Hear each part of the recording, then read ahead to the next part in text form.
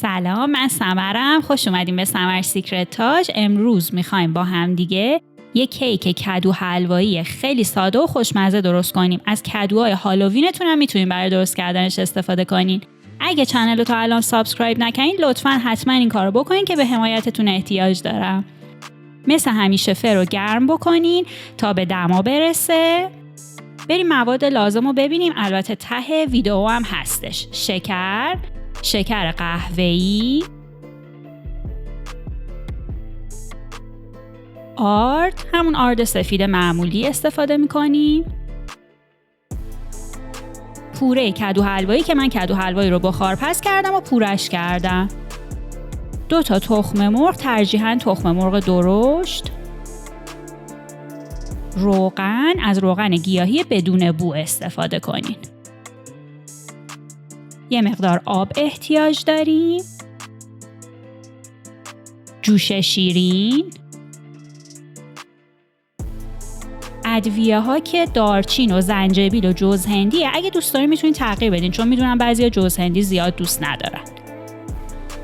نمک که 1-2 پینچ احتیاج داریم. وانیل، من از وانیل مایع استفاده کردم. شما اگه ندارین وانیل پودری هم اوکی، میتونین استفاده کنین. 1 کاسه بزرگتر بردارین. شکر سفید رو اضافه کنین. بعد شکر قهوه‌ای رو بهش اضافه کنین. بعد بقیه مواد خشکمونو که در حقیقت همون آرد سفید و جوش شیرینه رو روی مواد الک بکنین. من نمکم همینجا اضافه کردم 2 تا پینچ. کامل الک بکنین که قسمت باز نشده توی آردمون نمونه. بعد ادویه ها رو بهش اضافه کنین و خوب با ویسکر همش بزنین که مخلوط بشه. پوره کدو حلوایی رو بهش اضافه کنین. تخم مرغ رو که هم زدین اون 2 تا تخم مرغ اضافه کنین. روغنم اضافه کنین. کامل همش بزنین. ممکنه یه کوچولو خمیرش سفت باشه، یه ذره باید بیشتر هم بزنین که آرد باز نشده توش نباشه. میزان آبو که داریم بهش اضافه میکنیم. وانیل. خوب هم بزنید تا مایه کیکتون کاملا یک نواخت بشه.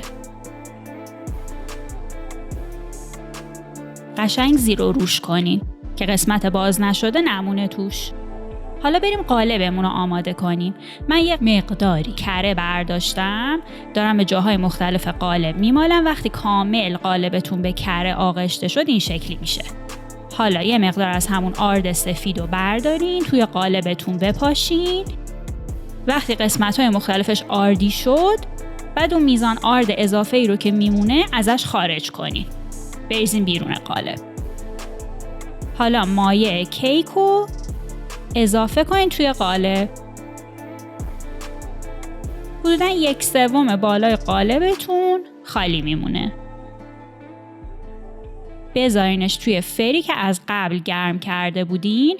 حدود 1 ساعتی نیاز داره که آروم بپزه. حسابی هم پف میکنه. این شکلی میشه. بذارین کامل خنک بشه. بعد قالبتون رو برگردونین. و به خاطر اون آرد پاشی که کردیم ببینین چقدر راحت از قالب در میاد.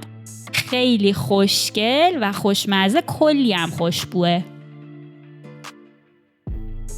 امیدوارم که درست کنین و لذت ببرین. اگر ویدیو رو دوست داشتین میتونین ویدیو رو لایک کنین و چنل منو سابسکرایب کنین تا ویدیو رو از دست ندین. میتونین به اینستاگرام منم برین و پستای مربوط به مواد لازم و دستورالعمل‌ها رو سیو کنین.